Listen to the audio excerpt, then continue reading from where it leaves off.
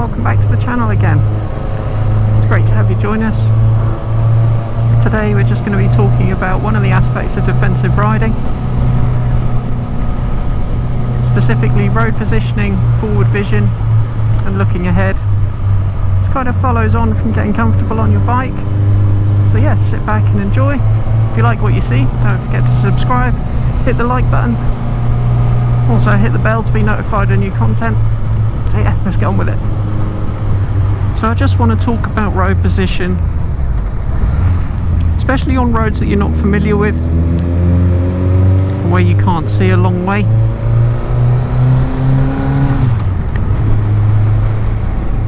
So your general riding position will be in the centre of your lane.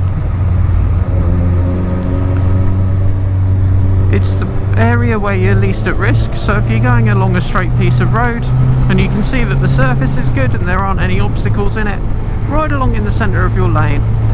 That doesn't matter whether you're riding a big bike or a little scooter.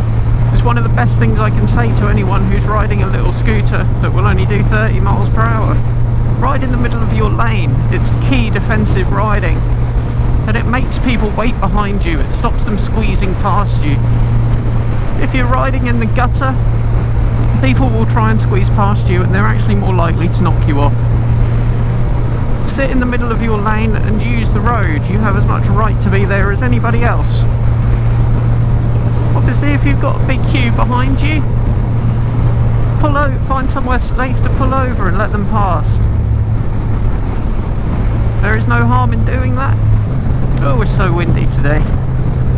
Back on a normal road, going through a village, 30 miles per hour.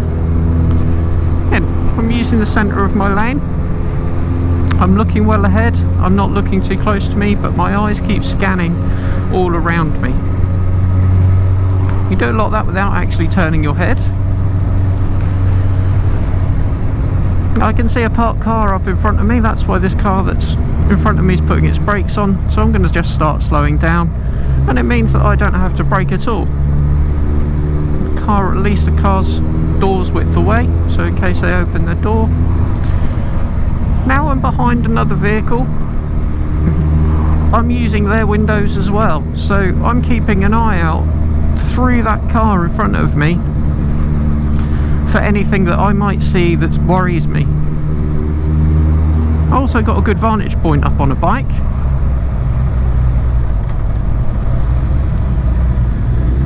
Where I can see further ahead, because I can see over the top of the car and I can see around both sides of the car. Another junction here on a particularly nasty corner. Just making sure that the person who was waiting to come out of that junction had seen me. So all the time I'm riding, I'm looking around me. I'm using my mirrors. I'm looking far down the road. I'm looking now right to that corner that we can see in the distance. In this particular corner, it gets cut quite a lot, as you can see, so I'm going to keep well over. But because I'm looking far enough forward, I could see that lorry was coming around there a bit quick, and I thought he might be on my side of the road, so I had time to move over. It didn't surprise me that he was on my side of the road. It didn't cause me any aggravation. You know, I tend to look down junctions, side roads. Occasionally I spot a car in a drive and I wonder, is someone in it? Are they going to reverse out of their drive? Are they going to pull out of their drive? It's all about that perception and that looking forward, looking far ahead of you and trying to understand what people are going to do before they do it. A lot of this comes with practice. A lot of new riders get absolutely fixated by the little patch of road that's right in front of them. There's no need to do that. Look well ahead. Your bike will go where you look as well. So when you're going around sweeping corners like these, where there's nice lots and lots of vision, you can see a long way ahead, make use of that. Look as far ahead as you possibly can, occasionally bringing your gaze back to you, making sure the road is clear. Look in your mirrors, see what's going on behind you. Keep looking at what's going on around you. Be aware of what's happening around you all the time. It's so easy to forget to look behind you. Right, so I can see that there's some roadworks coming up. We're also coming into a 40 limit. So I'm going to get ready to slow down and stop at a set of traffic lights. I've only just seen them, but I'm not surprised that they're there just around the corner. I've been looking far enough ahead to be warned in advance. And as I come to a stop, I'm just going to have a look in my mirrors and see what's going on behind me. Make sure the car that's behind me has seen me and is going to stop as well, because if not, I would make a dash for it and I would get as far away as I could. Even now, sat at the lights, I'm just every now and again having a quick look in my mirrors to see what's going on behind me. Means I'm aware that there's more traffic coming up behind us, so I can take any evasive action that I might need to, because this row of traffic lights is just round a corner and someone might not be paying attention. Don't forget to do your lifesavers before you move off, guys. Always good practice, and they're called lifesavers for a reason. So the road opens up again now. It's a nice wide road, and we're going to go down. There's lots of twisty corners down here, so we're going to go down here and have a look at this route. And we'll talk a little bit more about road positioning as well when we're on bendy roads like this. So again, straight sections, I'm going to use the middle of the road. Come to a right-hander, I'm going to move over to the left slightly, gives me better vision around the corner. Left-hander, I'm going to move out to the right, and I'm just going to lean my bike over. There's a drain cover there, not going to panic about it. Then back into the centre of my lane again. Coming up to another right-hander, I'm just going to move over to the left a little bit, get me better vision around that corner. Not riding in the gutter, I'm just riding in where a car's wheels would be, just to give me that little bit of advantage, so I can see a little bit further around that corner. The other thing moving around on the road gives you is when you start to lean into corners, it makes sure you are still on your side of the road and your head isn't in the verge or it isn't over the white line. The worst thing you want to do, go around a right-hander, your head over the white line. When you can't see what's coming, somebody hits you. That's game over. It's not good. So on a right-hander, we can move right over to the left, and then when we lean, we're still comfortably on our own side of the road. The same with the left-hander. We move over to the right. When we lean, our head isn't in the verge. There's no way that we're going to hit anything. We're going to hit our head on anything. Now, if you've got good vision, good visibility, you don't need to move around quite so much. But when you don't have such good visibility, you have the flexibility on a motorcycle to gain an advantage by moving your position on the road. The daunting thing for many new riders. In a car, you're very fixed. You know exactly where you're going to be all the time. It just gives you a few seconds, or a fraction of a second even, more warning about what's going on the road, and it gives you time to look ahead, plan, and avoid any potential obstacles quicker. Again, a lot of this comes with practice, and you stop thinking about it. It's actually quite hard for me to give you this narrative while I'm riding, because I've been riding for so long that a lot of this stuff is just second nature to me now. I don't think about it anymore. Again, narrow, bumpy little country lane. I'm looking way ahead of me. I can see that the road surface isn't great,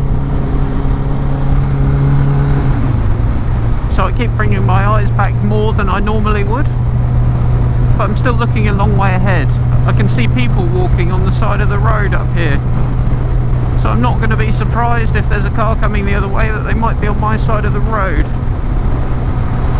It looks like they're just going to carry on walking down the road. They are quite close to the middle of the road, so I'm just going to move over and give them a little bit of a wide berth.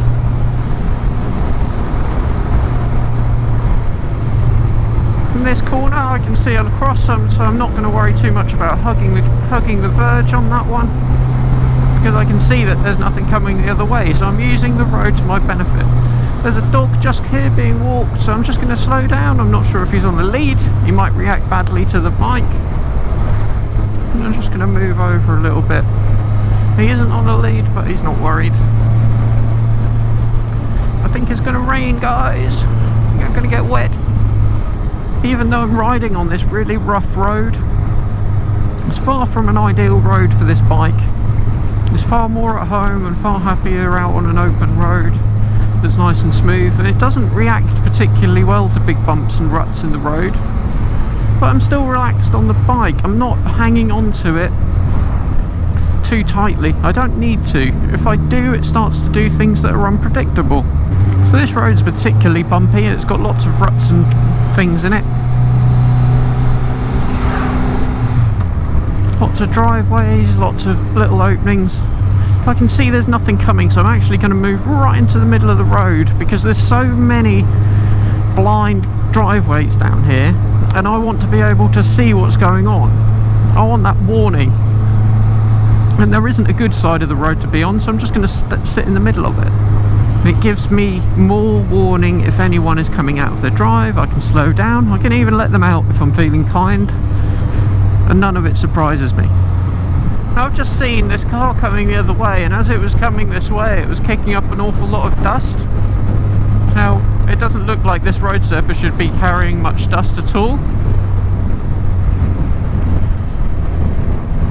And this guy was going to let me past, but because I'm not sure that there might be something on the road surface just here, I'm actually going to hang back.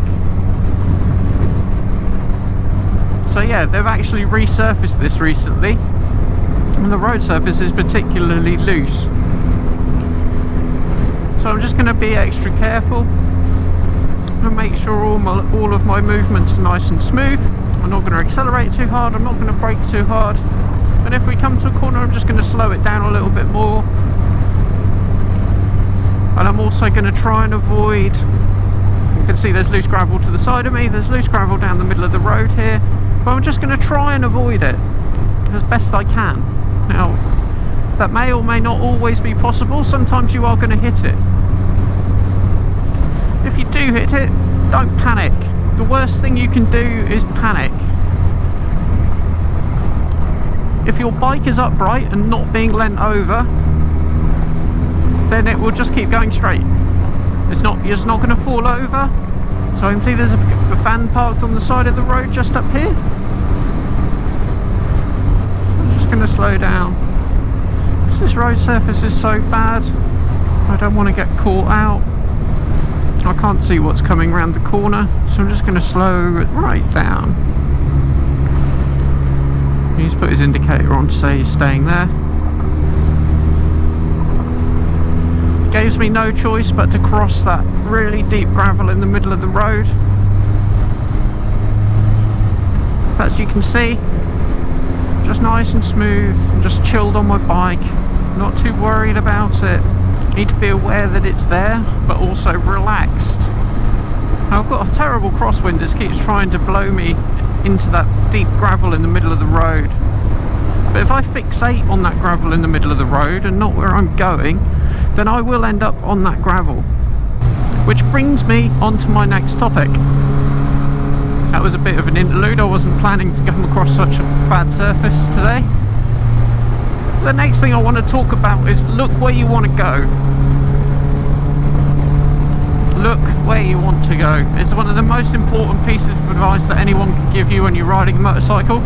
If you get fixated on something, it's likely you will hit it. Look where you want to go. Because wherever you look is where your motorcycle will tend to want to go naturally. Doesn't mean that it will automatically go there, but it will naturally want to go there. Because we, as humans, we are hardwired to be able to go where we look. Even when it's a new thing, even when it's a motorcycle. And it's why people struggle with slow manoeuvres and U-turns. They get fixated on the road in front of them rather than looking over the shoulder at where they want to go. If you look where you want to go, the chances are you will go there. Or you have a much better chance of going there than if you don't look where you want to go. There's so many hints and tips that you can get from experienced bikers. Obviously you do have to take some of it with a pinch of salt. I'm not an instructor, so you know that includes me as well. Take what you hear from me as with a little bit of a pinch of salt. I can only speak from my own experiences. my own riding experiences, my own driving experiences even. So that's it guys, thanks very much for watching. It's been awesome having you along for the ride. Hope you found this video useful.